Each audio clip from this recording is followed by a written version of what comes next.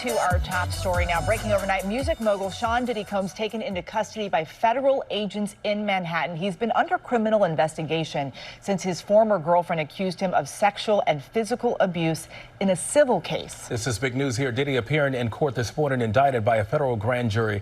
Let's check it out with ABC's senior investigative correspondent Aaron Katersky. Aaron, you just finished a news conference here, so outline these charges and what's the latest? There are 3 charges in this indictment that was unsealed here today. Racketeering conspiracy, putting Sean Diddy Combs like a mob boss at the top of what prosecutors called a criminal enterprise to abuse, coerce, and threaten women into freak-offs, as they were called, these extended sexual performances. The other 2 charges involve forced sex trafficking and transportation for the purposes of prosecution. Prosecutors outlined a decade-long pattern of physical and sexual violence, and Sean Combs was arrested last night at a hotel in Midtown Manhattan.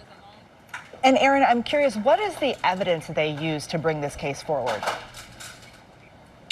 Well, this entire investigation spilled into public view in March, Eva, when Diddy's homes in Miami and Los Angeles were searched. Inside, prosecutors said investigators found cases of baby oil and other items that were used in these freak-off sexual performance parties that victims were allegedly, coerced into participating in. They found a number of guns, including AR-style rifles with obliterated serial numbers, and prosecutors said that gives you a sense of how many of these women were treated. They felt they couldn't get away from Diddy because they were held by force. And Aaron, before you go, I do want to ask you, what's next?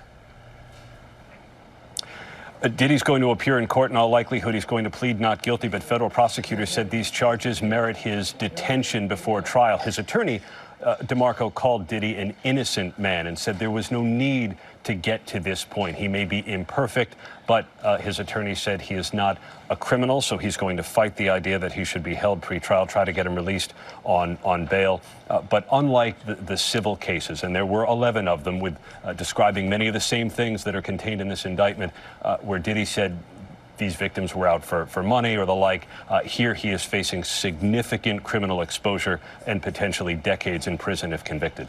And we are going to continue to follow this developing headline. Aaron Katersky, thank you so much.